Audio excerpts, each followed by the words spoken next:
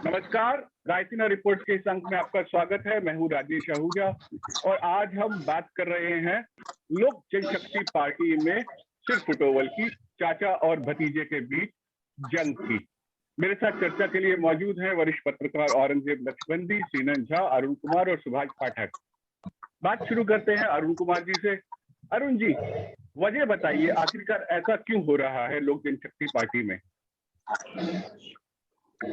देखिए, जो आप देख रहे हैं लोक जनशक्ति पार्टी की स्थिति, तो कोई नई बात नहीं है। लोक जनशक्ति पार्टी शुरू से ही एक पारिवारिक पार्टी के रूप में जानी जाती है और इसका स्वभाव ही ऐसा रहा है कि ये टूटी है, बिखरी है, फिर बनी है, चुनाव के समय में ये बन जाती है। और इस बार खासकर जिस तरह का रोल लोक जनशक्ति पार्टी ने विधानसभा चुनाव के दौरान किया, उससे ये साफ लगने लगा कि जनता दल यू, खासकर जनता दल यू के जो नेता हैं नीतीश कुमार, उन पर अभी तक बीजेपी के भी किसी लीडर ने डायरेक्ट उतना अटैक नहीं किया होगा जितना कि चिराग पासवान ने किया।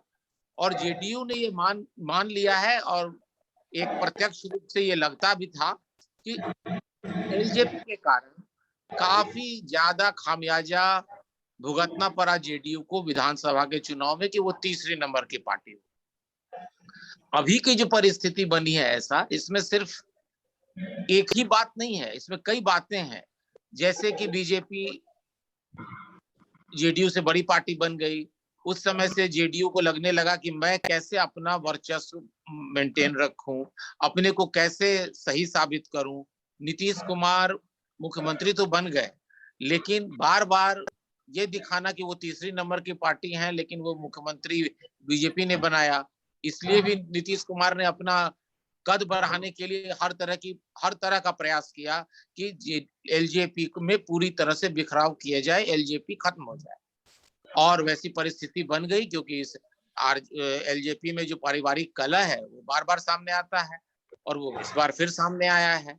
ये आपको याद होगा, आज से कई वर्षों पहले आरजेडी को हराने के लिए भी एलजेपी ने इसी तरह अपने को कुर्बान कर दिया था। लेकिन बाद में चूंकि ये पारिवारिक पार्टी है, इसको बिहार में वजूद इस तरह का नहीं है कि ये कभी 100 सीट जीत लेगी या 150 सीट जीत लेगी, इसको भी पता है। लेकिन अपना रेलिवेंस बनाने के लिए चुनाव के समय में ही इस तरह की पार्टियों का उद्भव होता है। जी अरुण जी, एक चीज और बताइए कि इस चाचा और भतीजे के बीच जो वर्चस्व की जंग है, उसमें किसका पलड़ा भारी है, चिराग का या उनके चाचा पशुपति कुमार पारस का? देखिए, अभी अंक गणित के हिसाब से चूंकि 5 एमपी उनके पास दिख रहे हैं, तो इसलिए पलड़ा उनका भारी रहेगा। लेकिन जो रामविलास पासवान की जो लीगेसी है वो चिराग के पास ही है। और इन पार्टियों के साथ सबसे बड़ी बात है कि ये चुनावी समय में ये पार्टियां, इनका सही रूप आपके सामने आ पाएगा। तो आज के समय में एलजेपी रेलेवेंट है, उसके पास एक असेंबली में मेंबर था, वो भी जेडीयू ज्वाइन कर लिया। 6 एमपी थे, तो अब उसमें से 5 एक तरफ हो गए, तो आपको देखने में तो एलजेपी समाप्त है, सिर्फ 1 मेंबर पार्टी हो जाएगी। लेकिन एलजेपी टूटी नहीं है, अभी भी वो 5 लोग, एक ने लेजिस्लेचर पार्लियामेंट्री पार्टी के वो हेड हो गए, रामचंद्र पासवान जी। तो इस तरह से अगर ये पारस जी, तो ये जो स्थितियां बन रही हैं, अगर आप देखेंगे कि ये एलजेपी के साथ अभी आपको लग रहा है, लेकिन चुनाव के समय में पार्टी किस तरह का रुख लेगी, कैसे लोग जुड़ेंगे, वो अभी कहना बड़ा मुश्किल है, क्योंकि अभी समय बहुत ज्यादा बाकी है। अब मैं चर्चा में लाना चाहूंगा सीनन झा को। सीनन जी, ये बताइए कि हमने समाजवादी पार्टी में भी देखा था, चाचा और भतीजा के बीच में जंग हुई थी, शिवपाल और अखिलेश यादव के बीच में, और ऐसा ही लोक जनशक्ति पार्टी में हो रहा है। तो क्या ऐसी पार्टियां जो कि परिवारवाद के आधार पर चलती हैं, क्या उनकी नीति यही है कि उसके बाद उनकी लेगेसी को लेकर, जो फाउंडर हैं उनकी लेगेसी को लेकर आगे परिवार में जंग होती है? देखिए, ये आप इसको, मेरे हिसाब से आप इसको 2 तरीके से देख सकते हैं। एक पारिवारिक घरेलू झगड़े की तरह से माना जाए इसको, या इसका जो बड़ा बैकग्राउंड है उसके पीछे जो बैकग्राउंड है या जो पॉलिटिक्स है बिहार की, उसको भी देख के फिर पूरी पिक्चर सामने समझ में आती है, बेटर समझ में आ सकती है मेरे हिसाब से। जैसे मैं कहूँगा जब रामविलास पासवान जी जिंदा थे, जब रामविलास पासवान जी जिंदा थे और बीमार थे, तो प्रधानमंत्री नरेंद्र मोदी इनके चिराग के हमेशा टच में रहे। एक तरह से चिराग ने उनको, प्रधानमंत्री को अपना गार्जियन समझा और एक अश्योरेंस भी शायद दिया होगा कि कैबिनेट में कोई बात मिल सकती है। तो अब जब कैबिनेट रिशफल के बाद दोबारा से बहुत स्पेकुलेशन है, तो इमीडिएट प्रोवोकेशन ये पार्टी का बिखराव का या टूटने का, ये कैबिनेट में या पावर स्ट्रगल है जो कहीं रिप्रेजेंटेशन मिले सेंटर में, तो चिराग को ना बनने दिया जाए मंत्री और पशुपतिनाथ पारस का चांस बने, तो इमीडिएट प्रोवोकेशन तो ये है। लेकिन दूसरी बात जो अरुण जी कह रहे थे वो बहुत ज्यादा रेलेवेंट है कि नीतीश कुमार जूनियर पार्टनर वहां पर बिहार में है, लेकिन अभी कभी भी उन्होंने स्वीकार नहीं किया और इस बात से उनको काफी तकलीफ है अपनी पोजीशन को और अपनी स्थिति को, अपने कद बढ़ाने में हमेशा वो जुटे हुए हैं। तो एक तरह से ये बंगाल में जो बीजेपी की हार हुई, हार तो नहीं, मतलब जो भी डिसअपॉइंटमेंट मिला है और कोविड पर जो इतना क्रिटिसिज्म मिल रहा है, बैकफुट पर है एक तरह से सेंट्रल गवर्नमेंट। तो ऐसी स्थिति में जो अलायंस पार्टनर्स हैं, थोड़ा सा नीतीश कुमार जी अपने मसल्स फ्लेक्स कर रहे हैं इस तरह से, जैसे कि अपने आप को एक ड्राई टेस्टिंग, पूरी तरह से लड़ाई नहीं लेकिन एक तरह से अपने आप को असर्ट करना। तो इसके पीछे जो है ये स्ट्राइक तो माना जाता है कि नीतीश कुमार का ही स्ट्राइक है, क्योंकि वो अपने जो स्ट्रेंथ है वो बिहार में वो बढ़ाना चाहते हैं और जूनियर पार्टनर की वो स्थिति में थोड़ा अपने आप को असहज महसूस कर रहे हैं। तो मुझे तो मेरे समझ में इसका इसका यही बैकग्राउंड है। और वो इसके भी टच में है कुशवाहा, जो छोटी पार्टियां और हैं बिहार में, जैसे कुशवाहा जी, ये मुकेश सहनी या जितेंद्र राम मांझी, और कुशवाहा की पार्टी तो मर्ज ही कर चुकी है जेडीयू में। तो एक किस्म का एक रीजनल असर्शन, एक assertion of a regional party, उसका ये आउटकम ज्यादा है, ना कि ये परिवारवाद तो इमीडिएट वो शायद ना भी होता है इतना, क्योंकि बगैर नीतीश कुमार के बैकिंग के पशुपतिनाथ पारस में इतने केपेबल या इतनी स्ट्रेंथ उनमें अकेले में नहीं है कि वो इस तरह से कर पाए। मैं अब चर्चा में औरंगजेब को लाना चाहूंगा। औरंगजेब, जब लोक जनशक्ति पार्टी ने अलग होके विधानसभा चुनाव लड़ा था एनडीए से अलग होके, तो एक लगातार ये बात कही जाती थी कि कुछ अंदर खाते समझदारी है बीजेपी और चिराग पासवान के बीच में। चुनाव के दौरान ही रामविलास पासवान का निधन हो गया, तो उस वक्त चिराग पासवान के लगातार बयान थे कि नरेंद्र मोदी उनके अभी भी नेता हैं। अब ऐसा क्या लगता है कि बीजेपी ने क्या चिराग पासवान को मैदान में छोड़ दिया है, या बीजेपी ये देखेगी कि पलड़ा किसका भारी होता है पारिवारिक कलह में? तो मुझे लग रहा है तो वो तो ये है कि चिराग को तो मझदार में पहले ही छोड़ चुके हैं, जैसे रामविलास जी का देहांत हुआ उसके बाद ही।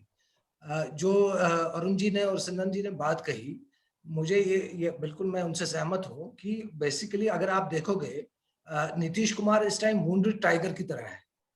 वो जख्मी हो गए बिकॉज उनको जख्मी कर दिया चिराग पासवान ने। वो तीसरे नंबर पे आए हैं, कहीं ना कहीं वो ब्लेम कर रहे हैं चिराग पासवान को। तो इट इज वो ये ऑल्सो ये इनको एक मौका मिला है कि वो चिराग पासवान को उन्हीं के उस लैंग्वेज में वापस जवाब दे। मेरा खाली ये मैं हमारे सारे वरिष्ठ साथियों से ये पूछना चाहूंगा, क्या आपको लग रहा है कि इवेंचुअल जो डेस्टिनेशन है इनकी ये अलग है, या ये जेडीयू या बीजेपी जाएंगे? वो अभी तक कुछ उसके बारे में सामने आई नहीं है बात कि क्या करेंगे ये। अभी तो खाली पार्लियामेंट्री पार्टी में से उसको अलग कर दिया उन्होंने। लेकिन चिराग ने जो डैमेज किया है नीतीश कुमार को, वो नीतीश कुमार इजिली भूल नहीं सकते। तो इसलिए हमने देखा कि इलेक्शन के तुरंत बाद उन्होंने एलजेपी का एक अकेला एमएलए था, उसको अपने पार्टी में ज्वाइन करवा दिया। ऐसे ही नीतीश कुमार बीएसपी के एमएलए को भी लाए। जो उनके 43 एमएलए आए थे वो काफी हर्ट हो चुके होंगे, उनको लग रहा है कि कहीं ना कहीं मेरे साथ सबोटाज किया गया है। और बीजेपी का भी जो वोट हमने जहां पे जेडीयू के कैंडिडेट्स थे, बीजेपी का वोट ट्रांसफर नहीं हुआ और चिराग ने डैमेज कर दिया। उनको पहले लग रहा था कि शायद चिराग को बीजेपी ही उन्होंने उसको ये मैदान में उतारा है ऐसे। तो ये सारी चीजें ऐसे हैं कि अभी नीतीश कुमार जो है ऑब्वियसली वो वीक हुए हैं। जो नीतीश कुमार 2015 में या वो अब वो रहे नहीं। 2020 के नीतीश कुमार बहुत ही वीक नीतीश कुमार है। तो वो कहीं ना कहीं अपनी पार्टी को स्ट्रेंथन कर रहे हैं, अपने आप को स्ट्रेंथन कर रहे हैं। हमने अभी देखा उनके खास जो है आरसीपी, उन्होंने कहा कि भाई हमारा अच्छा ये रिप्रेजेंटेशन होना चाहिए कैबिनेट में। तो उन्होंने दावा ठोक दिया, पहले तो नहीं कर रहे थे। तो उन्होंने कहा कि हमारा ये है। तो उसके साथ अब ये जो ये हो गया घटना, उससे ये लग रहा है कि कहीं ना कहीं नीतीश कुमार जो है वो बीजेपी को भी कुछ मैसेज देना चाहते हैं, ये मेरे को लग रहा है। औरंगजेब, लेकिन चिराग पासवान नीतीश पे जो हमला कर रहे थे, इसके बारे में बहुत सारे लोगों की, तमाम राजनीतिक लोगों की राय थी कि ये सब वो बीजेपी की शह पर कर रहे हैं। हाँ, नहीं वो तो तभी मैं कह रहा हूँ कि ये कहीं ना कहीं ये नीतीश कुमार को भी लग रहा था कि ये बीजेपी की शय पे कर रहे हैं। लेकिन बीजेपी ने हमेशा ये दिखाया कि नहीं जी, हमारा इनके साथ कोई ताल्लुक नहीं है। हालांकि हमने कई देखा, थर्ड रंग बीजेपी के जो नेता थे वो कहते थे कि नहीं, चुनाव के बाद चिराग हमारे साथ आएंगे। तो ये बातें सब नीतीश कुमार को याद है और वो याद रखेंगे। सिमरन जी, सुभाष जी और अरुण जी है यहाँ पे, ये लोग आपको ज्यादा बता सकते हैं कि नीतीश कुमार बहुत ही विंडिक्टिव भी है उस मामले। अब मैं चर्चा में सुभाष जी को लेना चाहूंगा। सुभाष जी, नीतीश कुमार का इस पारिवारिक कलह में क्या स्टेक है? उससे हम काफी चीजें हमारे सामने अभी सारी चर्चा में साफ हो चुकी हैं। लेकिन जैसा औरंगजेब ने सवाल किया कि आखिरकार ये जो 5 एमपी अलग हुए हैं, ये जो पार्टी आखिरकार क्या पशुपति कुमार पारस जो है पार्टी को तोड़ के नीतीश कुमार के साथ फाइनली जाएंगे? अभी तो उन्होंने कहा है कि नहीं, चिराग उनके भी अध्यक्ष हैं। तो फाइनल डेस्टिनेशन जो है वो कहाँ पे जाके ये खत्म होगा? कहाँ पे उनका डेस्टिनेशन क्या है उनका? नहीं, एक बात तो स्पष्ट हो गया, हरसीपी सिंह जी साहब बोले कि चिराग पासवान को उन्हीं के लैंग्वेज में जवाब मिला है। कहने का मतलब ये है कि जिस तरह से भले एलजेपी बहुत एकमात्र सीट पर जीती है, लेकिन वो कम से कम 30-32 सीट पर जेडीयू को डैमेज कर चुके थे असेंबली वाले इलेक्शन में। तो ये स्पष्ट है कि कहीं ना कहीं से जो एलजेपी में जो भी बिखराव हो रहा है उसके पीछे डिजाइन है जेडीयू का। जेडीयू एक तो उससे 2 फायदा जेडीयू को हमको लग रहा है इमीडिएटली हो रहा है कि बिहार में उसका पॉलिटिकल स्टेक बढ़ेगा, जैसे मतलब और दूसरी बात यह है कि वो माने नीतीश कुमार अपने जो स्कोर है वो सेटल कर लेंगे चिराग पासवान से, जिस तरह से डैमेज किए। और एक और इम्पोर्टेंट बात है कि लालू प्रसाद के रिलीज होने के बाद ये एक बिहार के राजनीति में चर्चा चल रही थी कि कुछ ना कुछ यहाँ भी खेला होगा। कुछ विधायक आरजेडी के बोले कि अब लालू जी आएंगे जब पटना तो खेला होगा। तो हमको लग रहा है कि नीतीश बाबू कहीं ना कहीं से अपने टीम के अंदर भी मैसेज देने का ये काम कर रहे हैं कि भाई आप लोग स्थिर रहिए और जो भी मतलब आरजेडी की तरफ से जो भी थ्रेट है उसको हम काउंटर कर लेंगे। तो ये भी एक मैसेज देने का काम हुआ। और नीतीश बाबू को तो लोग कहता है कि ये पॉलिटिकल क्राफ्टमैनशिप है, वो देखते हैं कि आगे की राजनीति हम, सबसे बड़ी बात है कि वो पॉलिटिकल सर्वाइवल भी है उनका। अगर वो नहीं कर पाएंगे तो ये शायद उनका लास्ट ही स्टिंट होगा बिहार के पॉलिटिक्स में। और अगर ये जो पॉलिटिकल एनालिस्ट हैं वो लोग ये सस्पेक्ट कर रहे हैं कि शायद जो एलजेपी के एमपी हैं वो जेडीयू को ज्वाइन कर लेंगे, क्योंकि वो इंडिपेंडेंटली लोकसभा में रह नहीं सकते हैं। और ज्वाइन करने के बाद अभी जो मिनिस्ट्री का सेंट्रल कैबिनेट का एक्सपेंशन होना संभावित है, उसमें ये अपना स्टेक बढ़ाने का कोशिश करेंगे। तो उस हिसाब से स्टेट में भी वो अपना पोजीशन स्ट्रॉन्ग करना चाह रहे हैं नीतीश कुमार, और साथ साथ नेशनल पॉलिटिक्स में भी वो अपने आप को रिलेवेंट रखना चाह रहे हैं, क्योंकि इनके पास फिर अभी 16 एमपी हैं, फिर 5 अगर जुड़ जाएंगे 21 हो जाएंगे, तो एक रिस्पेक्टेबल साइज लोकसभा में भी हो जाएगा जेडीयू का। ये आने वाले दिन बता पाएगा। और दूसरी बात ये कि ये भी बताया जा रहा है कि शायद AIMIM के जो 5 विधायक हैं उनसे भी ये लोग लगातार बातचीत कर रहे हैं, तो हो सकता है कि आने वाले दिन में इधर जान वो लोग आने वाले दिन में जेडीयू को। तो ये अभी बहुत सारा चीज सेटल होना बाकी है कि आगे क्या होगा, ये लोग किधर जाएंगे। हालांकि अरुण जी और श्रीनंद जी भी बोले कि रामविलास पासवान जी वो वन मैन पार्टी रही है, और उसमें पार्टी में आए या जाए उससे मतलब नहीं है, वो पार्टी अभी भी रिलेवेंट रहेगी।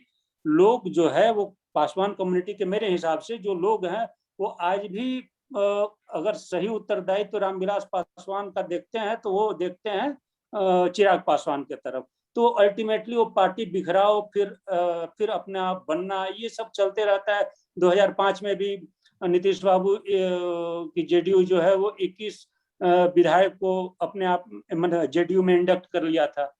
तो फिर लेकिन उसके बाद फिर वो पॉलिटिकल पार्टी के रूप में, एक स्ट्रॉन्ग पॉलिटिकल पार्टी के रूप में राइज किया। तो उससे आगे आने वाला पॉलिटिक्स ही तय करेगा कि क्या होगा नीतीश बाबू का और क्या होगा चिराग पासवान का, अभी प्रेजेंट पॉलिटिक्स जो टर्बुलेंस चल रहा है उसमें। हाँ, मैं एक बार फिर अरुण जी की तरफ आऊंगा। अरुण जी, आपको लगता है कि चिराग पासवान इस राजनीतिक भंवर से निकल पाएंगे या वो इसमें डूब जाएंगे?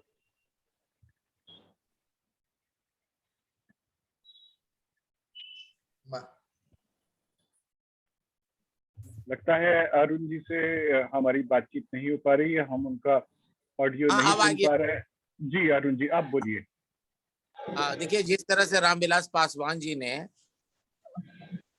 हर तरह की परिस्थिति के बावजूद एलजेपी को रेलेवेंट बनाए रखा है। एलजेपी बहुत बड़ी पार्टी के रूप में कभी रेलेवेंट नहीं रही, लेकिन उसने अपना रेलेवेंस 25 साल पहले भी या 25 साल नहीं 16-17 साल पहले भी राजद को सत्ता से हटाने में अपना रोल प्ले किया। भले खुद परास्त हो गई, वैसी स्थिति है। लेकिन अभी भी आप देखिए कि एलजेपी का कोई भी मेंबर ये नहीं कह रहा है एमपी की मैं अलग जेडीयू ज्वाइन कर लूंगा। वो एलजेपी में ही रहेंगे, क्योंकि एलजेपी की सार्थकता वो जानते हैं कि अगर एलजेपी से बाहर होकर मर्ज हो जाएंगे तो उनका वजूद खत्म हो जाएगा। इसीलिए वो एलजेपी में चाहते हैं कि हम चिराग को कॉर्नर कर दें, न कि एलजेपी को खत्म कर दें, जैसा कि आप अभी देख पा रहे हैं। दूसरी बात जो सबसे इंपॉर्टेंट है, पार्लियामेंट यूनियन कैबिनेट में पार्टिसिपेशन को लेके जेडीयू फ्रॉम डे 1 इच्छुक है, लेकिन जेडीयू को 1 सीट से ज्यादा देने के लिए उस समय बीजेपी राजी नहीं थी। आज भी अगर वो देगी तो 2 दे देगी, 2 से ज्यादा मैं उम्मीद नहीं करता हूं, हालांकि डिमांड 3 की कर रहे हैं। तो उसमें एलजेपी को भी एकोमोडेट करना और बाकी को भी एकोमोडेट करना, और अभी इलेक्शन टाइम भी नहीं है जिससे बिहार में उनको कोई गेन होगा। तो ऐसी स्थिति में बीजेपी का रुख देखना बहुत ही इंपॉर्टेंट होगा। अभी आप देख लीजिए, बीजेपी पूरी तरह से चुप है, बीजेपी कुछ नहीं बोल रही है इस पर। तो बीजेपी इसको किस तरह से देखती है, कितने लोगों को यूपी में हो सकता है कि ज्यादा लोगों को वो यूनियन कैबिनेट में जगह दे, लेकिन एलजेपी से और जेडीयू से एलजेपी में एक फ्रंट रनर तो वही थे, चिराग पासवान। और चिराग पासवान के बारे में एक आम आदमी को भी ये धारणा बन गई थी कि उन्होंने अपने को सैक्रिफाइस किया बीजेपी के कारण। तो अब कैसा रुख रहेगा बीजेपी का, क्योंकि चुनाव के समय में फिर एक बार एलजेपी जैसी पार्टियों का उद्भव चुनाव के समय में ही होता है, और चुनाव के अलावा 4 साल में वो पार्टियों में क्या हो रहा है नहीं हो रहा है वो उतना मायने नहीं रखेगा। वो अभी चूंकि एमपी हैं 5 मिलके इनको कॉर्नर कर रहे हैं, लेकिन आने वाली स्थिति देखने लायक रहेगी कि किस तरह का रुख बीजेपी का इस पर रहता है, क्योंकि जेडीयू के लिए तो ये अपने वर्चस्व की लड़ाई है। जी श्रीरंग जी, जैसा अरुण जी ने कहा कि राजनीतिक लेगेसी की जहां तक बात है उसमें चिराग पासवान का पलड़ा भारी रहेगा। और दूसरी बात उन्होंने कही कि ये जैसे बरसाती मेंढक होते हैं वैसे ही लोक जनशक्ति पार्टी का अभ्युदय जो है वो चुनाव के वक्त होता है और उसके बाद इस पार्टी की ज्यादा अहमियत नहीं रहती है चुनावी लिहाज से। तो अभी तो चुनाव बहुत दूर हैं, तो आपको लगता है कि चिराग पासवान फाइनली इस लड़ाई में विजयी होंगे और बीजेपी उनका साथ देगी? आपकी क्या राय है? ये देखिए, बिहार की जो स्थिति है, बिहार में जो एनडीए सरकार है उसकी मेजॉरिटी कोई कंप्लीट मेजॉरिटी, ओवरवेलमिंग मेजॉरिटी नहीं है। दोनों बीजेपी और जेडीयू मिला के भी एक रेजर थिन मेजॉरिटी कह सकते हैं, जहाँ की ऑपोजिशन आरजेडी के 75 यानी कि काफी स्थिति मतलब अच्छी है, स्ट्रॉन्ग ऑपोजिशन है। उसमें जो छोटी पार्टियां हैं जैसे कि मुकेश सहनी की पार्टी, जितेंद्र राम मांझी, ये 4 लोग हैं, कुछ इंडिपेंडेंट, कुछ मान लिया जाए कि कांग्रेस की जो यूनिट है जो 19 में से कुछ 10 या 13 या 12 कभी आगे चल के टूट जाए तो सरकार गिर भी सकती है। ऐसा भी नहीं है कि बहुत ही ज्यादा कंफर्टेबल स्थिति में। और यही कारण है कि नीतीश कुमार ऐसे वक्त में समझते हैं कि वो अपने आप को ज्यादा असर्ट कर सकते हैं। हालांकि उनके नंबर्स कम हैं असेंबली में भी और वैसे भी स्थिति ठीक नहीं, फिर भी अपने आप को ज्यादा असर्ट करना या स्ट्रॉन्ग करना। इसका कारण यही है जैसे कि बीजेपी इस वक्त में थोड़ी सी डिमोरलाइज्ड है, क्योंकि ये कोविड का जो मिसमैनेजमेंट कहिए या बंगाल का जो आउटकम है इलेक्शन का, तो इन सब कारणों से तो इसलिए अब देखना यह है कि बीजेपी इस प्रेशर में सकम्ब करती है और पशुपतिनाथ पारस को ही या जो ब्रेकअवे पार्टी है, जो इसकी एलजेपी की ब्रेकअवे यूनिट है, उसको ज्यादा तरजीह मिलता है, या चिराग पासवान को ही वो इंक्लूड करते हैं कैबिनेट में। तो ये चीजें मेरे हिसाब से जो ये अगले आने वाला कैबिनेट एक्सपेंशन है उसमें क्लियर होगा। अभी तो फिलहाल बीजेपी बिल्कुल भी चुप है, इस पर कोई भी रिएक्शन नहीं है बीजेपी का। तो ये एक डिपेंड करता है कि कैसे वो इन चीजों का कैसे बीजेपी लीडरशिप इसको कैसे देखती है। अभी तक कोई इंडिकेशन नहीं है कि बीजेपी इसमें कोई अपना प्रेफरेंस या चॉइस इस तरह से, वो अभी तो अपने आप को दूर रखेगी इससे। तो आने वाले दिनों में ही पता चलेगा क्या इसकी चिराग का फ्यूचर। अंत में आपकी राय, चिराग पासवान या पशुपति कुमार पारस, दोनों में से किसका पलड़ा भारी है? औरंगजेब? हाँ जी, नहीं, अभी तक तो पलड़ा पारस के हाथ में ही, उनका ही भारी नजर आ रहा है। मैं लेकिन एक चीज जो हमारे बाकी पैनलिस्ट ने कहा कि बीजेपी दूर से ही देखेगी अभी कि क्या हो रहा है, लेकिन एक चीज तो तय है कि नीतीश कुमार जो है वो उस कंफर्ट जोन में नहीं है जो वो 2020 तक थे। जो 2015 के बाद जब वो आरजेडी के साथ अलायंस करके बाद में तोड़ के फिर बीजेपी के साथ गए, उस टाइम उनका बहुत पलड़ा भारी था, लेकिन अब वो नहीं है। एज फार एज बीजेपी की राजनीति का सवाल है, वो कंफर्ट जोन में नहीं है। तो जिसकी वजह से आप और भी घटनाक्रम आगे देख सकते हो, ऐसे कुछ होना, कांग्रेस का टूट जाना है, जो जा साहब ने बोला कि कुछ भी हो सकता है, क्योंकि वो अपने आप को रेलेवेंट तो रखना चाहेंगे बिहार पॉलिटिक्स में। और जैसे सुभाष जी ने कहा कि अदरवाइज ये उनका अगर कुछ ऐसा नहीं हुआ तो ये उनका लास्ट इनिंग, ये उनकी लास्ट इनिंग्स होगी। तो वो लास्ट इनिंग्स ना हो इसके लिए अभी मुझे लग रहा है कि और दाव पेच खेलेंगे। तो एज ऑफ नाउ जो आपने पूछा, पलड़ा तो इस टाइम भारी है पारस का। आगे क्या होगा, क्या किस करवट बदलेगा, ये वो आने वाला समय बता। बहुत बहुत धन्यवाद हमारे पैनलिस्ट का इस चर्चा में जुड़ने के लिए। चर्चा से साफ है कि लोक जनशक्ति पार्टी में जो कुछ हो रहा है उसका असर सिर्फ लोक जनशक्ति पार्टी पे नहीं है, उससे बाहर जेडीयू पे, बीजेपी पे और यहाँ तक कि तमाम अपोजिशन पार्टी पे, तेजस्वी यादव पे, आरजेडी पे, कांग्रेस पे, सब पर इसका असर पड़ने वाला है। और ये बिहार की राजनीति में ये लोक जनशक्ति पार्टी का विद्रोह कोई नया गुल खिलेगा। बहुत बहुत धन्यवाद आप सबका इस चर्चा में शामिल होने के लिए। धन्यवाद। धन्यवाद।